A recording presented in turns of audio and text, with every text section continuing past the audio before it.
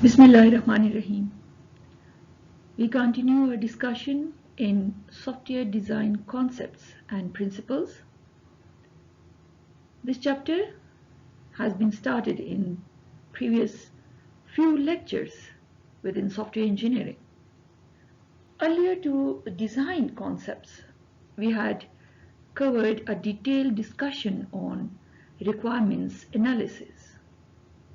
In that discussion, requirements analysis has been deeply discussed, being the first phase of software engineering. We had a discussion on what is requirements and how user requirements for a software system can be collected. We discussed different techniques, how we can evaluate or analyze a user requirements on the basis of what is more important for the user and what is least important. That means we have to prioritize user requirements. And then at the end, after finalizing the requirements, we now need to draft those requirements in terms of a requirements specification document that we call as SRS, Software Requirements Specification Document, which is then reviewed by both the parties, the customer and the developer, and signed by both of them. Once the SRS is finalized, then there is no change in the user requirements. Though the changes may come, but that is generally during the maintenance phase. After having discussion on requirements analysis, then we started the next phase of software development, which is that software design. And we discussed some of the concepts within software design in previous few lectures. Let's have a recap on what we have already discussed within software design concepts and principles in this chapter.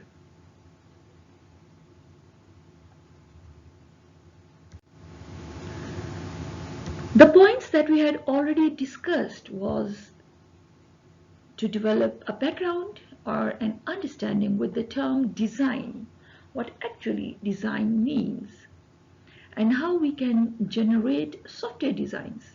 Design is similar to developing a map or a blueprint for constructing a home. So before constructing a home, you need to have a blueprint in order to have an idea how the house is going to be look like when it is constructed. Then we developed a relationship between software design and software engineering, in which we described 4 different categories of software designs. That was the data design, the architectural design, the user interface design, and the component level design. So these are the 4 sub-phases of design, software design process. So whatever has been analyzed during the previous phase, which is the requirements analysis, is then converted to respective different 4 types of designs. So 3 models are developed during analysis phase. Those 3 models are then converted to respective different independent type of designs. Then we discussed in detail the design process and particularly the importance of quality in the design process, and we discussed different quality related principles, or we can say those are the objectives of software design process.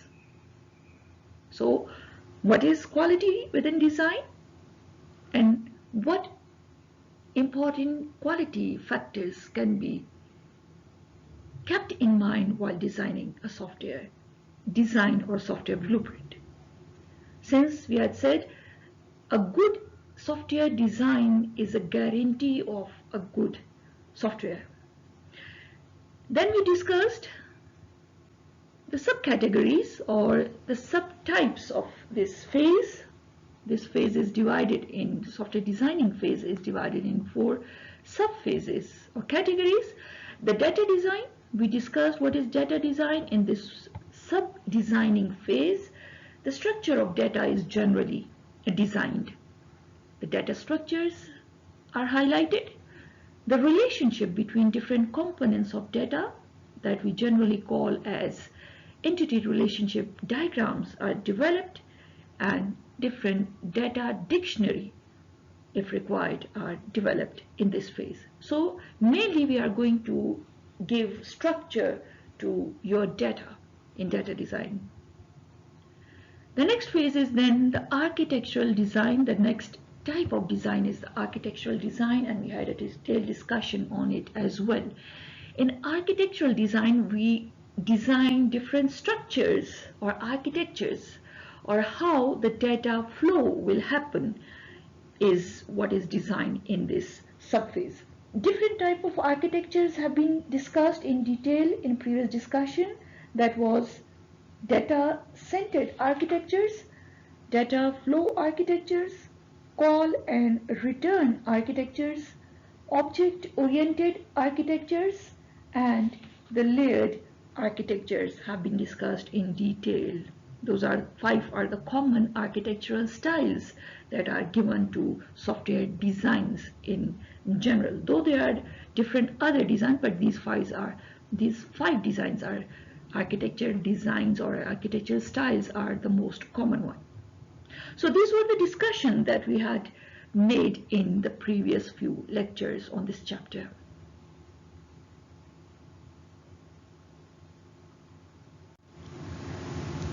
In today's discussion, we are going to discuss designing of user interface. This is the third sub-phase of software designing phase. So this is the third sub-phase in which we have to design the user interface. So we have to now have a detailed discussion on what is user interface and what type of different other interfaces are there in your software. But the main focus of this subphase is to design the user interface in order to allow the user to have a smooth interaction with the software that is going to be built. Let's have a discussion on it now.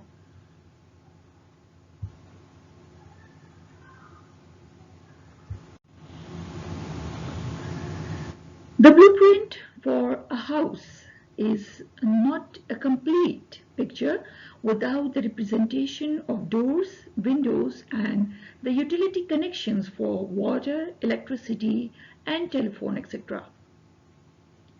The doors, windows, and utility connections for the software system or the computer software make up mainly the interface design of the computer system. Interface design mainly focuses on the 3 areas. Number 1 is the design of interfaces between software components. That means how different functions within the software will communicate with one another. So that is the designing of the interface between different software components. The second type of interface design is the design of interfaces between the software and other non-human producers and consumers of information. That means how your software will interact with other softwares, how your software will interact with other hardware. So this is the interface between your application and other type of either software or hardware elements that have to communicate with your software. Well, the third important type of interface design is the design of the interface between a human and the computer that we generally call as the user interface. So in this type of design, or in this category of design, will mainly focus exclusively on this third interface design category, which is the user interface design. Now, what is the user interface? User interface design mainly creates an effective communication medium between human and computer. So, after following a set of interface design principles, this design identifies interface objects and actions and then creates a screen layout that forms the basis for a user interface prototype. Now, who is responsible to create the interface design? Generally, a software engineer begins the user interface by applying an iterative process that draws on predefined design principles. We'll be discussing design principles in detail in the coming lecture. So again, the interface designing is an iterative process. So the software engineer iteratively designs the user interface until the final outlook of the interface is finalized. Now, what is the importance of user interface? If software is difficult to use, if it forces you into mistakes, or if it frustrates your efforts to accomplish your goals, you won't like it, regardless of the computational power it shows or the functionality it offers. Because it molds a user perception of the software, the interface has to be right. So, if the interface is hard to be used by the user, no matter how good the software is, the user will get frustrated to use it, and it will ultimately reject to use such type of software. So it is important to have the user's perception about the interaction between the software in place when he interacts with the software, and that should be implemented while designing the user interface design. Now, what are the steps followed for designing the user interface? User interface design begins with an identification of user, task, and environmental requirements. Once user tasks have been identified, user scenarios are then created and analyzed in order to define a set of interface objects and actions. These then form the basis for the creation of screen layout that shows the graphical design and placement of icons, definition of descriptive screen text, specification and titling for windows, and specification for major and minor menu items. Tools are used to prototype and ultimately implemented within some required programming language. The final result is then evaluated for the design quality.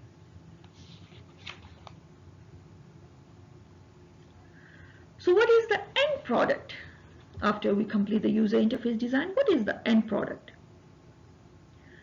User scenarios are created and screen layouts are generally generated in case of if a prototype is going to be developed for the interface.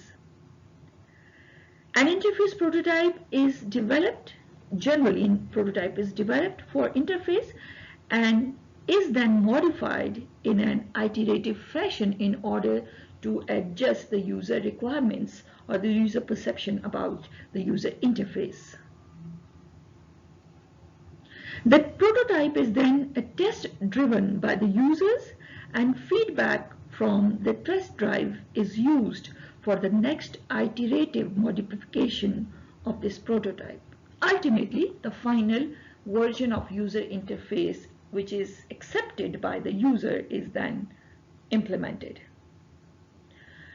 Now, in order to design user interface, there are some golden rules, some golden principles that the designer or the software engineer need to keep in mind while designing the user interface. The first rule says, place the user in control. Now, what does this mean? During the requirements gathering session for a major new software, a key user was asked about the attributes of a window-oriented graphical interface. So this is an example I'm telling you. What I really would like, said the user, is a system that reads my mind. It knows what I want to do before I need it to do it and makes it very easy for me to get it done. That's all. Just that's all. So the first reaction of a software engineer was that he shook his head and smiled. And then he paused for a moment and said there was absolutely nothing wrong with the user's request. She just wanted a system that reacted to her needs and helped her get things done. She wanted to control the computer, not have the computer control her. So most interface constraints and restrictions that are imposed by a software designer are intended to simplify the mode of interaction. But for whom? In many cases, the designer might introduce constraints and limitations to simplify the implementation of the interface. The result may be an interface that is quite easy to build but frustrating to use. So generally, the mistake that the designer makes is he or she mainly smoothifies the work for himself or herself instead of focusing on the user. So, a number of design principles that allow the user to maintain control over the software have been then defined. For example, the interface must define the interaction modes in a way that does not force a user into unnecessary or undesired actions. That means an interaction mode is the current state of the interface. For example, if spell check is selected in the word processor menu, the software moves to a spell checking mode. There is no reason to force the user to remain in spell checking mode if the user desires to make a small text edit along the way. The user should be able to enter and exit the mode with little or no effort.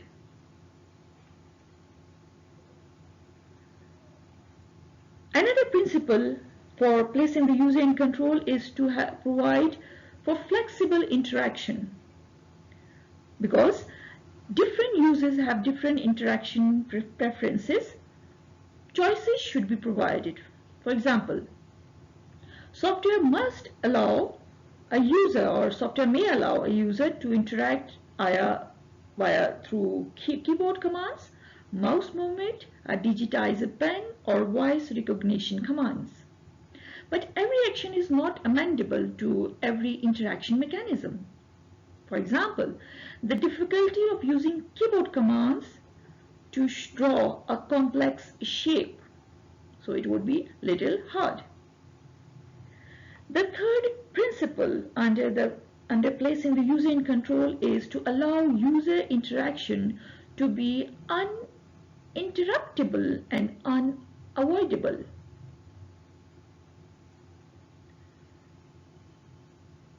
So, even when involved in a sequence of actions, the user should be able to interrupt the sequence to do something else without losing the work that had been done earlier. The user should also be able to undo his actions. Other principle under placing the user in control is to streamline the interaction as skill levels advance and allow the interaction to be customized.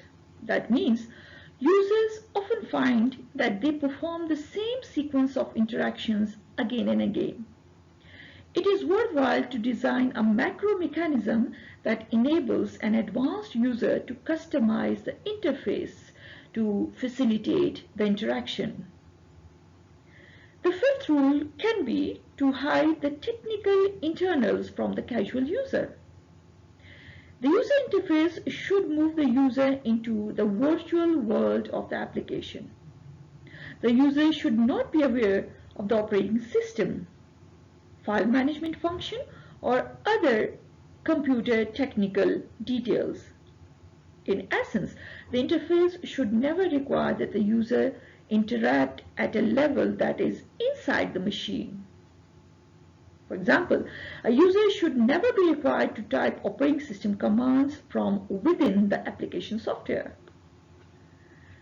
The sixth rule under placing the user in control is to design for the direct interaction with objects that appear on the screen. The user feels a sense of control when able to manipulate the objects that are necessary to perform a task in a manner similar to what would occur if the object were a physical thing. For example, an application interface that allows a user to stretch an object is an implementation of a direct manipulation. So the way he stretches, drags that particular thing so it gets stretched. So the same perception which is in his mind is then applied on the interface. So when you draw a line, for example, you stretch it, the line gets stretched and gets enlarged. Now the second golden rule is reduce the burden from user's memory. The more a user has to remember, the more error will be the interaction with the system, the more error will result. So it is for this reason that a well-designed user interface does not tax the user's memory. Whenever possible, the system should remember pertinent information and assist the user with an interaction scenario that assists recalls. So some design principles under this rule have been defined. For example, the first one is reduce demand on short-term memory. When users are involved in complex tasks, the demand on short-term memory can be significant. The interface should be designed to reduce the requirement to remember past actions and results. This can be accomplished by providing visual cues that enables a user to recognize past actions rather than having to recall them. For example, if you are searching something on Google, a list of websites appear, and if you click on some website, that the link changes its color. So whenever you visit the same thing again on Google, you find the same list, and that particular link is in that particular color in which you had clicked it. That means it is giving you a cue that you have earlier visit this particular site. So in this way, the burden can be reduced on user memory. This can be a technique. Second principle on reducing the user memory is to establish meaningful defaults. The initial set of defaults should make sense for the average user, but a user should be able to specify individual preferences. However, a reset option should be available, enabling the redefinition of original default values. So, user must be given some reset option or setting up of option. If he is not satisfied with the interface, so he can reset the interface layout. The third principle can be define shortcuts that are intuitive.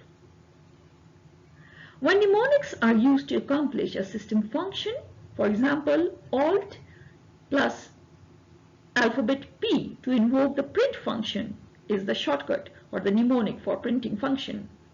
The mnemonic should be tied to the function in a way that is easy to remember. For example, first letter of the task to be involved. So, Alt plus P. P is for printing. So, this is easy to remember, or the shortcut key is easy to remember to perform the printing function. This will again reduce the burden on user memory. Third principle under reducing the burden from user memory is the visual layout for the interface should be based on a real-world metaphor. For example, a bill payment system should use a checkbook and check register metaphor to guide the user through the bill paying process. This enables the user to rely on well-understood visual cues rather than memorizing an arcane interaction sequence. So whatever happens in the usual world, in the real world, those same sequence of action should be implemented on the interface. The fifth principle can be to disclose the information in a progressive fashion. The interface should be organized hierarchically. That is, information about a task, an object, or some behavior should be presented first at a high level of abstraction. More detail should be presented after the user indicates interest with a mouse pick.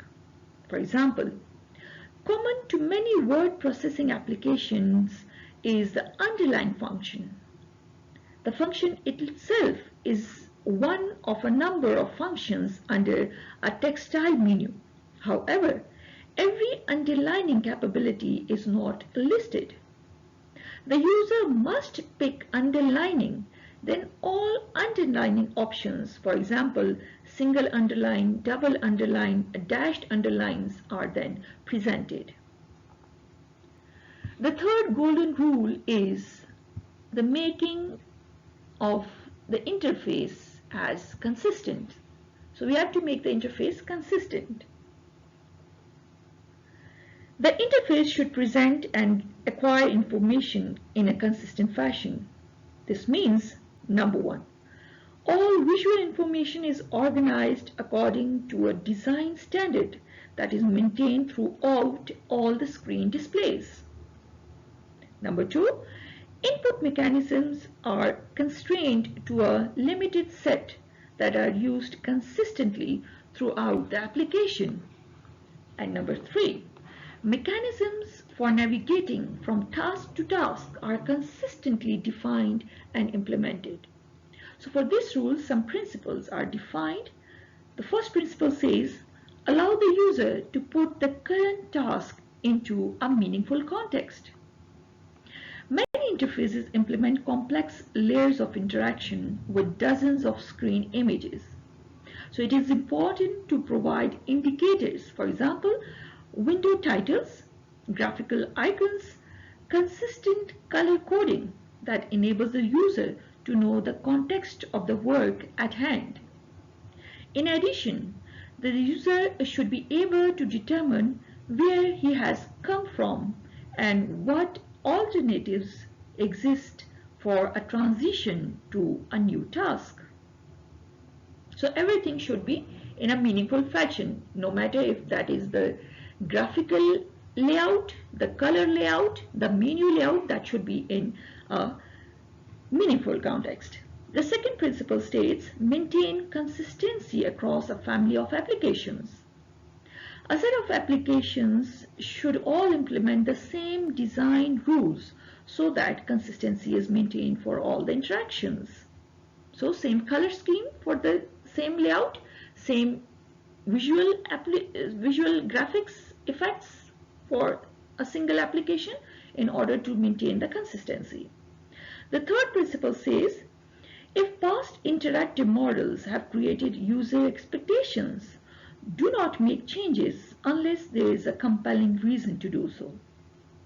Once a particular interactive sequence has become a de facto standard, for example, the use of Alt and plus S to save a file is a de facto rule for saving. The user expects this in every application he uses.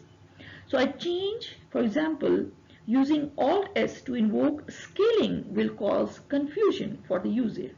So do not make such type of changes which will further push the user or further put burden on user memory.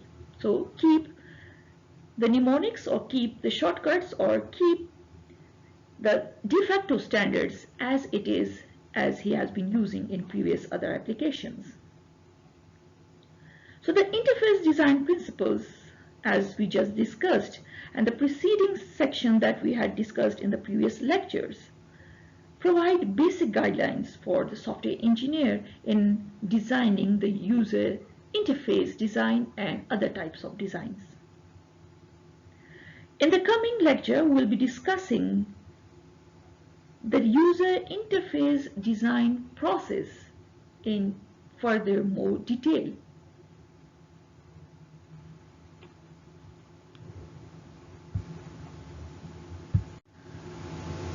That is all for now.